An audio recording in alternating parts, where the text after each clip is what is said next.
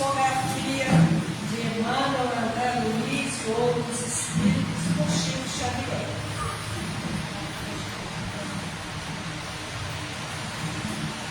Prece para hoje, Maria Dolores.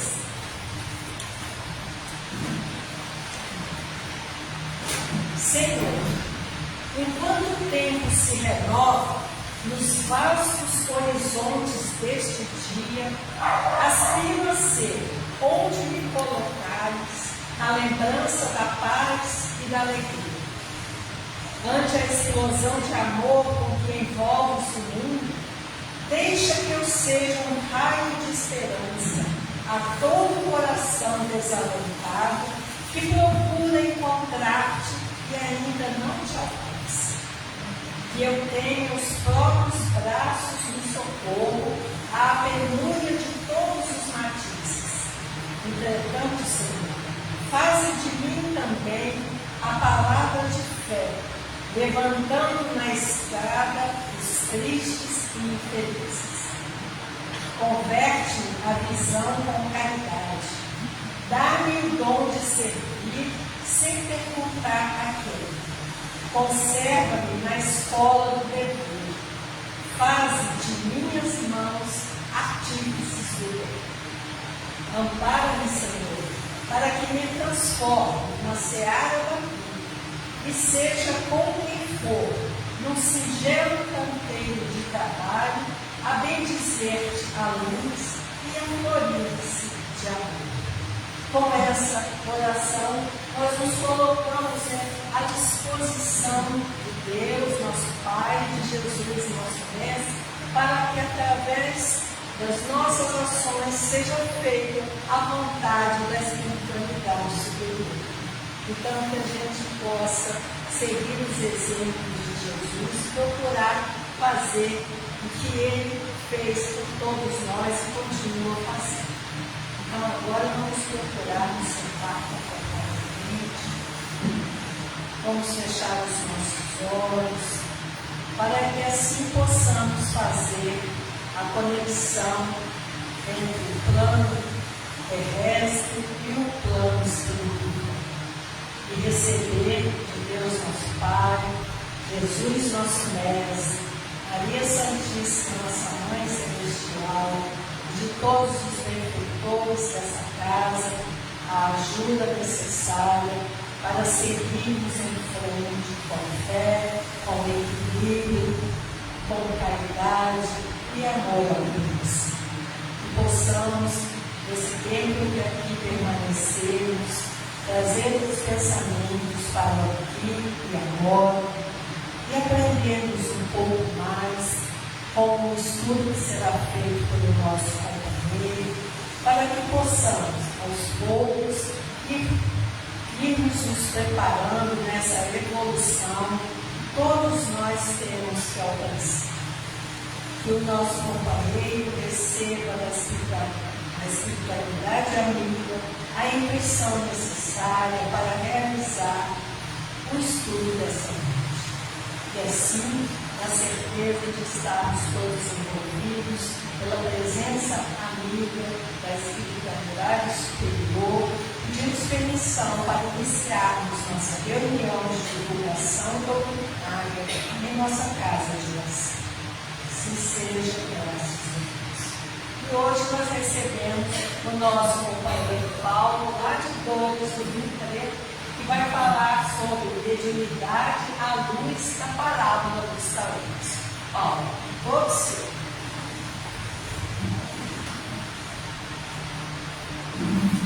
Boa noite a todos. Boa noite. Trago um abraço fraterno dos companheiros da Casa João Evangelista. Isso não é clichê, eles mandaram mesmo. Tá? Eles mandaram, então, sintam-se todos abraçados. E o que eu trouxe para a gente refletir durante a noite é a mediunidade à luz da parábola dos talentos. É uma reflexão espírita sobre os dons e responsabilidade dos médiuns. Então, para começarmos, vamos entender. Sei que vocês conhecem a parábola dos talentos, mas para o contexto preciso contá-la novamente. A palavra dos Aléus nos traz a seguinte definição: o Senhor precisava de fazer uma longa viagem, chamou 3 servos de sua confiança e entregou-lhes alguns talentos, a cada um segundo a sua capacidade. Então, o primeiro, ele confiou-lhe 5 talentos, para que quando ele retornasse, fosse emprestado conta. O segundo, o Senhor lhe confiou 2 talentos, porque a capacidade dele era de 2 talentos. E o terceiro, não apenas 1, mas 1 talento. Por quê? É o que ele poderia dar conta. Ele recebeu apenas 1 talento para que ele fosse prestado conta.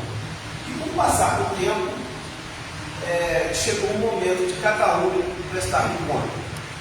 O primeiro tinha recebido 5 talentos, trabalhou, investiu, estudou, no nosso caso, a fidelidade, e ele ganhou mais 5 talentos. Então foi para 10. E falou: Senhor, tu me confiaste 5 talentos, eu lhe devolvo 10. 5 eu não ganhei. Ele falou: servo bom e fiel, e foste fiel no pouco, então serás fiel no muito. Venha e seja feliz, participe da minha felicidade. Quer dizer, multiplicando. Sai do plano de provas e expiações para pedir regeneração. Ou de regeneração com muito mais feliz. E o segundo, igualmente, na hora de prestar de conta, falou: Senhor, me confiaste 2 talentos, vou lhe devolver 4. Trabalhei, estudei, dediquei, então ganhei mais 2 talentos. E entrego em suas mãos 4 talentos.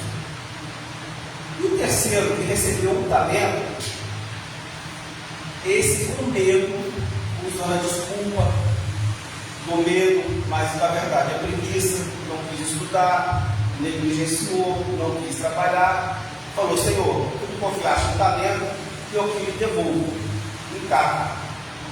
Ele disse: servo infiel, preguiçoso, permanecerás então onde há ranger de dente de sofrimento, que é no próprio planeta de provas e expiações que ele estava, ou no planeta primitivo. Ele não trabalhou. Então isso vai fazer uma analogia com a parábola dos talentos e a alegria dos 12 testemunhos. Aí, quais foram as entregas dos talentos? O Senhor, no caso da parábola, são os nossos mentores espirituais. Antes de reencarnarmos, nós passamos por um processo onde nos são confiados, no caso específico, os dons mediúnicos. Não que os talentos sejam apenas dons mediúnicos. Os talentos envolvem toda a gama de toda a sua trajetória de reencarnação. Tanto serve para arte, para música, para filosofia, para ciência, para matemática, os talentos têm todas as áreas. No caso da reflexão de hoje, vou focar somente na questão da mediunidade. Então, o nosso Senhor que nos confiou é aquele mentor que participou conosco do nosso planejamento. E cada um de nós, antes de reencarnar, a gente recebe, é porque damos conta. E a expectativa é que multipliquemos esses dons, que colocamos a serviço, no caso da mediunidade, a serviço do bem, tanto do nosso progresso moral e espiritual, quanto do nosso coletivo. Que ninguém evolui sozinho. Então, os filhos espirituais dessa parábola, com a utilidade, o Senhor é o nosso mentor espiritual. Os dons espirituais, no nosso caso, são a mediunidade, nossos dons mediúnicos, como psicografia, psicofonia, diligência, audiência, etc. Esses são os nossos dons espirituais. E os servos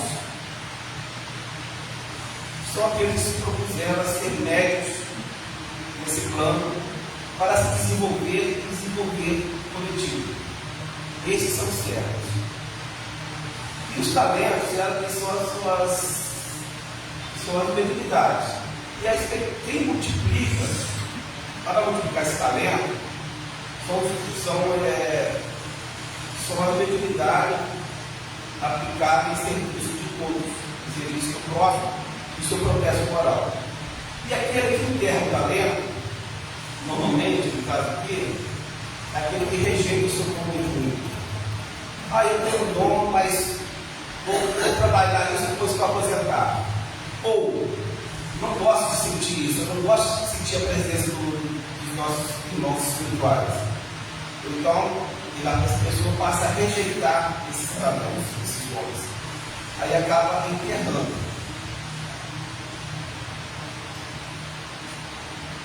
O servo que multiplica os dons do mundo são aqueles servos conscientes que trabalham sua divinidade com ética, com amor e usam o dom para consolar, instruir e servir.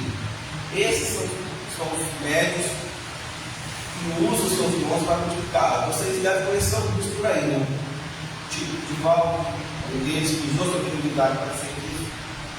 Chico Xavier, que se fala, quantidade de livros que psicografou através do seu dom, esse verdadeiramente fez comum da sua divinidade. E outros mais, Paulo Teixeira, alguns por aí. E os servos que enterram os seus talentos são aqueles médios que não querem estudar, não querem compreender, rejeitam os dons. Isso não está só na casa espírita, não, tá, gente? Porque a mediunidade não é inerente ao espírita, e sim ao espírito. Então, independente da religião, o pode ser médico. No caso da doutrina espírita, ela aborda esse tema com muita tranquilidade, porque ela vê como propriedade essa comunicação entre os dois planos. Não tem mistério, tem comunicação. E aceita isso com tranquilidade. Outras religiões não compreendem e às vezes rejeitam, mas tem seus bons, tem seus méritos também.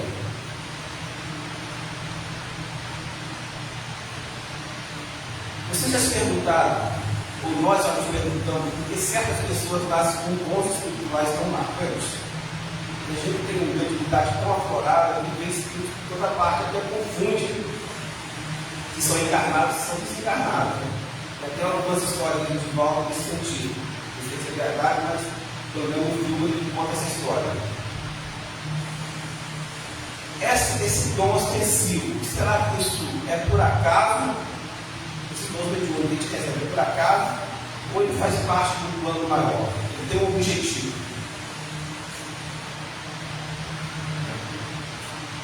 Obviamente que tudo passa por um planejamento encarnatório.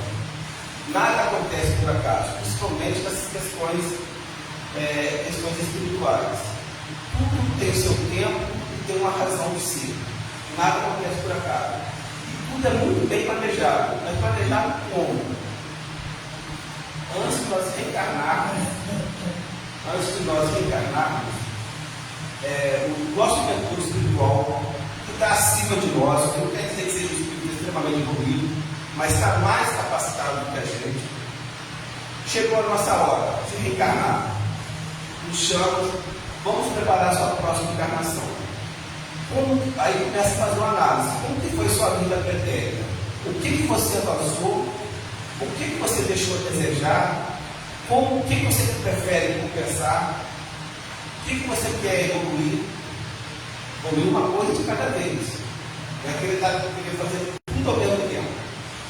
De espíritos ainda não prometidos a seres celestiais. Não dá.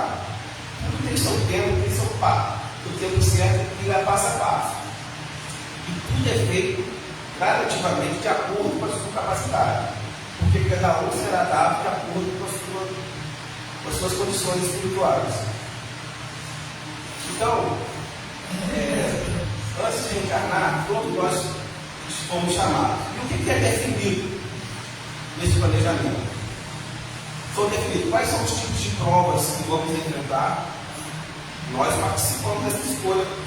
No nosso quadro atual, nós podemos dizer que nós participamos, somos médicos, porque nós propusemos assim. Então, como tipo de expiação, o que eu vou expiar? Qual a missão que eu devo cumprir? Qual tipo de família eu vou reencarnar? Quem serão os meus pais? Quem serão os meus irmãos?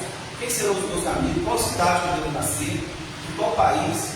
Para que eu possa desenvolver meu dom espiritual, para que eu possa desenvolver meus talentos que me serão concedidos. Quais são as faculdades mediúnicas que eu vou poder trabalhar? Então, tudo isso é trabalhar, tudo isso é planejado antes de encarnarmos. E o que acontece? Então, se algum de vocês tem um dom específico, não adianta falar assim, eu não quero isso, não pedi isso. Pediu sim, vocês planejaram. Vocês fizeram parte desse planejamento. Vocês aceitaram. Agora, o que compete é instruir-se, quer dizer, estudar o que é mediunidade, estudar as faculdades mediúnicas que são pertinentes a cada um e como trabalhar isso, como desenvolver, como servir no próximo. Qual é o propósito da mediunidade? A mediunidade, ela nunca é um privilégio. O médico não pode se considerar um privilegiado, mas ela é um compromisso sagrado assumido antes de encarnarmos. Ela não acontece depois, ela pode se manifestar com uma certa idade, ela pode se manifestar em determinada fase da nossa vida, mas ela é planejada antes. Então, ela como instrumento de trabalho, a mediunidade como instrumento de trabalho espiritual, ela conecta os dois planos, tanto o mundo físico quanto o mundo espiritual, nesse intercâmbio de informações, conhecimento, de amadurecimento. Então, ela, como ferramenta de trabalho, ela conecta os dois planos. Através de quê? Através da prece, conforme eu fiz uma prece inicial, vamos pedir aos nossos mentores que nos auxiliem. É uma comunicação, é um intercâmbio. E ela, como ferramenta de resgate, ela é a oportunidade de reparar erros do passado. De podemos explicar algo que não fizemos de bom, nós podemos trabalhar com a mediunidade para resgatar. Alguém mencionou aqui ainda há pouco sobre Zé Arigó. Zé Arigó foi um médium dos anos 50, ele nasceu em 1920, alguma coisa, mas sua mediunidade se manifestou ostensivamente, ele assumiu um compromisso espiritual na década de 50, fazendo curas e cirurgias espirituais. Mas, segundo a história de Zé Arigó e de Dr. Fritz, eles tiveram um comprometimento na vida do corpo, na vida pretérita. Eles eram médicos e fizeram mau uso da medicina, tanto Zé Arigó quanto Dr. Fritz. Aí, na encarnação, na última encarnação de Zé Arigó, eles assumiram um compromisso de cura. Aí trabalhou nos anos 50 até os anos 70, quando foi o seu desencarne. Mas foi uma missão espiritual, mas na verdade foi um resgate de vidas pretéritas. Então a mediunidade de Zé Arigó, ela se foi uma mediunidade missionária, mais propriamente dita de expiação. A mediunidade ela serve para um despertar de consciência moral. No caso de Zé Arigó, ela se manifestou, ele ainda é criança, só que em família católica, não tendo conhecimentos espirituais, ele sofreu muito. Apanhou para poder expulsar os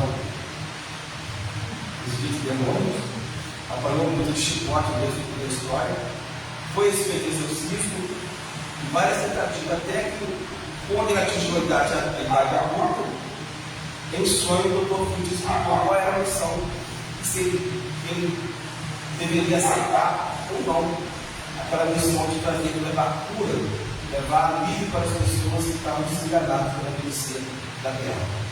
Então ele passou a ser um trabalho muito bonito, mas foi perseguido, foi criticado, foi preso, foi essa opção de coisas. Então ser médico, aceitar essa missão também tem hora que é espinhosa, difícil. Quais são os tipos de mediunidade?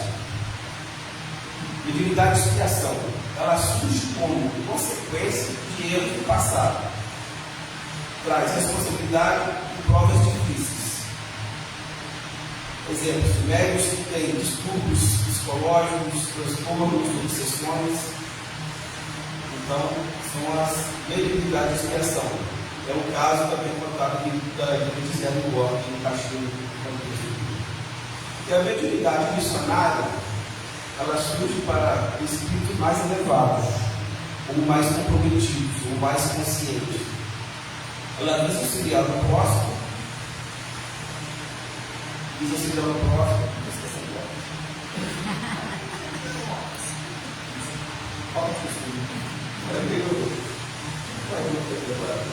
ela visa auxiliar o próximo e promover o bem.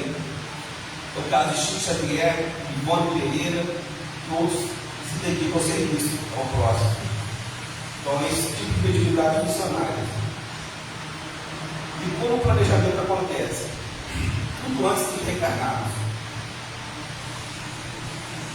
No plano espiritual, temos ajustes espirituais, quer dizer, modificação do corpo espiritual pelo perispírito, para permitir a acessibilidade mediúnica e conexão com o plano superior. O que isso quer dizer? No caso, por exemplo, o médium entende, no seu perispírito, dessa forma, nessa área frontal, no terceiro olho, ela tem modificações para permitir que o espírito encarnante possa ter o dom da vivência. Então a gente não vê, nós não vemos isso no corpo físico, porque isso está intrínseco no perispírito. Então, da audiência também tem a transformação ali para que o médico possa escutar. A gente não vê no físico, porque isso está intrínseco no perispírito. Então tem esses ajustes espirituais. A escolha da família, do meio ambiente, do meio que se vive, da cidade, tudo isso faz parte do planejamento, que acontece antes de a gente reencarnar, para impulsionar ou desafiar o nosso desenvolvimento, conforme o nosso plano espiritual. E a mediunidade não pode ser surgir na infância, como foi o caso de Zé Ligó, ou da idade adulta, seguido do programa espiritual. Então, tudo isso tudo bem planejado. Eu quero dizer que, se você tem esse dom de mundo, é porque você escolheu. Então, aqui só as etapas do planejamento. Vou reencarnar. Primeiro passo, planejamento espiritual. O que eu vou passar? Nesse planejamento acontece o ajuste da alma ao perispírito, da alma ao corpo que será reencarnado. Durante o planejamento, recebemos toda a orientação superior, dos nossos planejadores espirituais. E daquele anjo guardião que nos acompanha até um certo tempo ou por toda a nossa experiência terrena. E lá traçamos todos os desafios da vida futura. Traçamos, não quer dizer que vamos conseguir vencer. O propósito é vencer, é conseguir. Para isso, reencarnarmos. Depois de toda essa etapa pronta, a gente vai reencarnar. Isso leva no plano espiritual dele, não tem uma data específica. Mas se eu for imaginar o meu caso, por exemplo, digamos que eu fui do meu planejamento era para ser filho dos meus pais. Pô, até meu pai nasceu em 1907, até eu nascer foi em 1970. Quer dizer, levou mais de 6 décadas para eu poder nascer após o nascimento do meu pai. Quer dizer, nesse caso, eu poderia estar há mais de 6 décadas no plano espiritual esperando a minha vida para aparecer aqui. Uma coisa eu tenho certeza, esse ponto de hoje já estava planejado há muito tempo na agora. E você não quer fazer palestra? Aquilo, então, isso já estava planejado. Lá atrás, eu nem sabia. Então, qual é a missão do médico? A missão do médico é exigir disciplina, vigilância moral, serviço constante e preparando-se para as provas da vida terrena. Essa é a função dos médicos. Mas, agora eu te pergunto, com que base a gente pode afirmar isso? O que nos dá um papo legal para poder estar falando sobre esse planejamento, sobre o que acontece antes de reencarnar? Porque nem todo mundo compreende dessa forma. Nem todas as religiões entendem que nós já vivemos vidas passadas, vidas pretéritas. Então, assim, como somos espíritas, nós acreditamos nas suas bases. E na obra básica do Livro dos Espíritos, da questão 258 a 273, 258 a 273, trata desse planejamento reencarnatório. Não só da mediunidade, mas todo o contexto de nossas vidas. Eu falo desse campo da mediunidade, que é o estudo que eu trouxe para a gente refletir. Mas o contexto é de toda a nossa trajetória. 258 a 273. Marque-se nessa questão, porque isso aqui vai ser um dever de casa para vocês. Esse dever de casa não vai ter ninguém para cobrar. Vai ser vocês que vocês lembram. Então, quando vocês chegarem em casa, de preferência hoje ainda, começa a ler. Pega o livro dos Espíritos, que você tem guardado lá, guardado, não adianta muita coisa, tem que ser aberto, e começa a estudar da 258 a 273. Esse é o dever de casa de vocês. Porque se cada noite, ou cada dia, vocês estudarem uma questão dessa, vocês já estão fazendo o papel de vocês de estar se instruindo. Certo? Então, na 258 tem no estado errante, lá no plano espiritual, antes da nova existência corpórea, o espírito tem consciência e previsão do que vai acontecer durante a vida. É a pergunta de Kardec aos espíritos. E essa resposta aqui está bem reduzida, ela é bem maior. Então, só um spoiler. Então, os espíritos respondem, ele mesmo escolhe o jeito de provas que deseja sofrer. E isso consiste no seu livre-arbítrio. A resposta é maior, tá, gente? Eu peço a vocês, faço com vocês como dever de casa. Então, antes mesmo de todas as provas, a gente mesmo escolhe o nosso livre-arbítrio. Então, temos condições de escolher. A 258A pergunta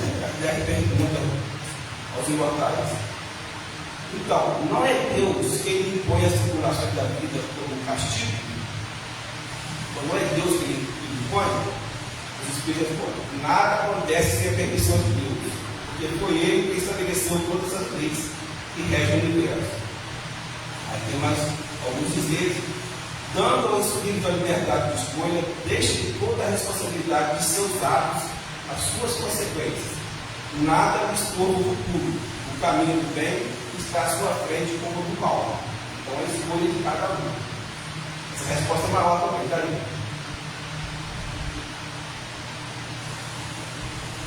Aí eu pulei algumas, que a resposta é muito grande, vamos lá para 2002. Como pode o Espírito em sua origem,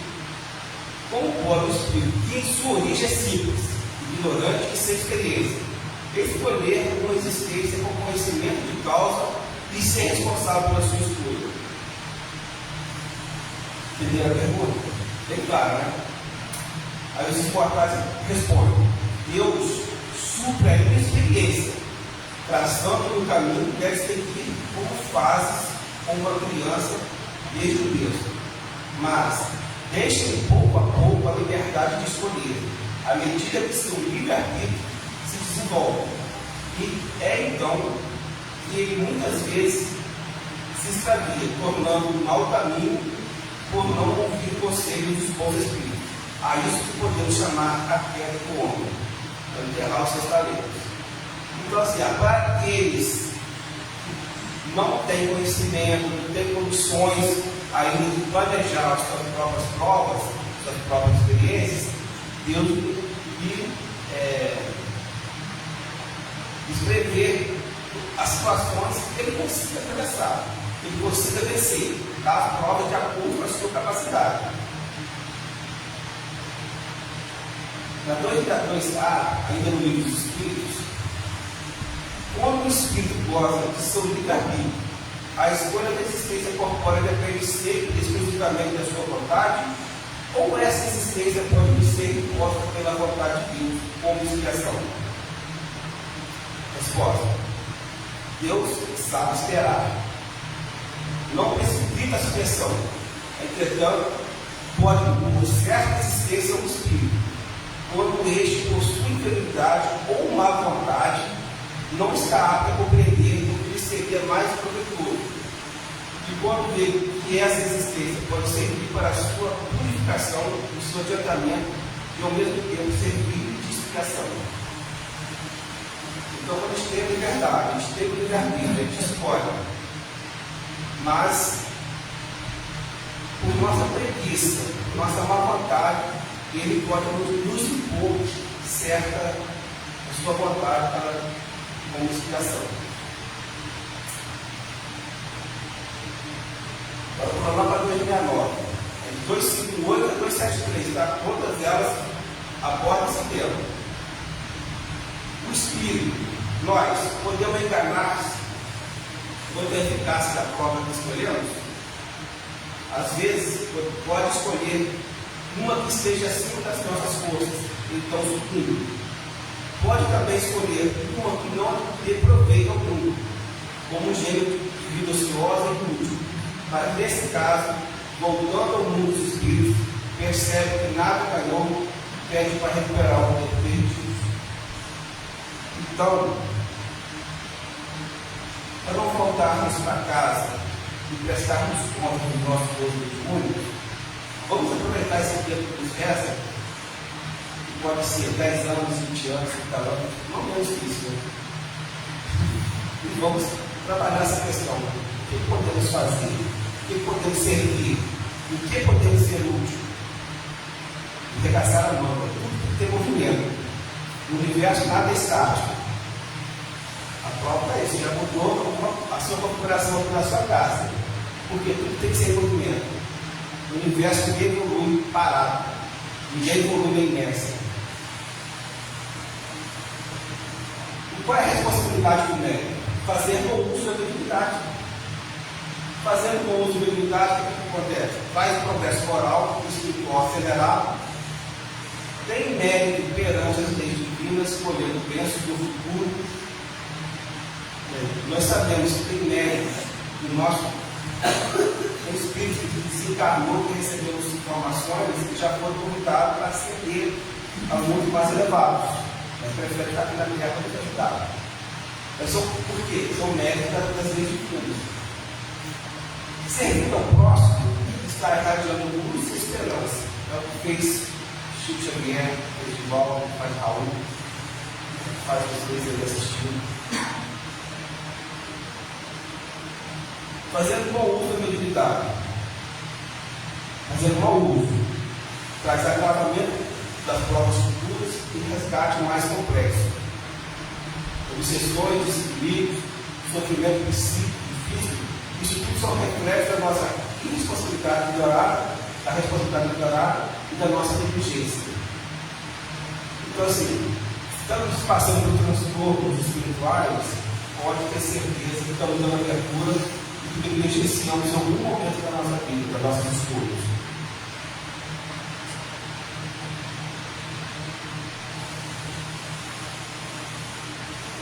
Então, recapitulando, antes de nascer, todos nós participamos da escolha da nossa prova e das nossas missões. A prioridade pode ser um resgate, uma expiação, ela pode ser uma missão de serviço ao próximo e uma ferramenta de evolução. Aqui comparando os talentos e os dons mediúnicos. O Senhor, conforme está dito, confia os talentos, são os nossos mentores espirituais e nos confia os dons.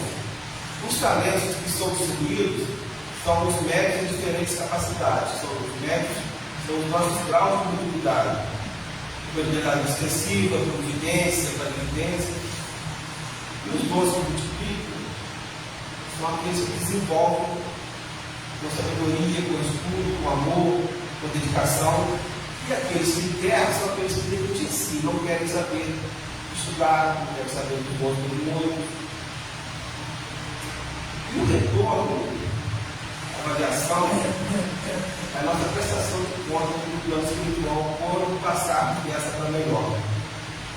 Nossa prestação de contas é a hora de vamos entregar os nossos talentos que nos foi confiado. Na hora que a coisa pega. Mas com bons espíritos, com bons trabalhadores, com bons ouvintes, vamos ter algo a apresentar. Não é verdade? Missões para o médico. O dom confiado. A mediunidade é um talento confiado, não é um privilégio. Fazer o uso correto dos dons faz parte do planejamento encarnatório, faz parte do plano divino. O serviço é multiplicar o dom e servir com humildade, estudo e disciplina. Estudar o livro dos médios, por exemplo, que é uma das formas básicas, às vezes você não quer participar de uma reunião mediúnica, mas você tem um livro em casa, se não tiver em providencia, porque ele traz todas as informações necessárias para você compreender o que é um médium, o que são as mediunidades, quais são os objetivos de cada experiência. Então, assim, estudar faz parte desse planejamento. Não adianta querer fugir. Fugir está enterrando. Enterrar o bom é desperdiçar uma oportunidade de evolução, é desperdiçar uma encarnação inteira.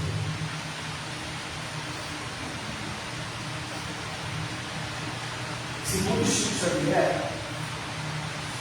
a mediunidade é uma bênção que pede responsabilidade. Então, se recebemos esse dom, é porque somos capazes de usá-lo para o bem. O nosso compromisso com o médium é com a verdade, com a caridade e com a transformação interior, cultivando unidade e disciplina. Esse é o nosso recado que o Chico Xavier nos deixa essa mensagem aqui. A mediunidade é um talento concedido com amor, mas para ser exercido com responsabilidade. E o que nós estamos fazendo com o dom que nos foi confiado? Temos multiplicado? Temos trabalhado? Então, o que a parábola do Salento nos inspira a cumprir com fidelidade a nossa missão espiritual.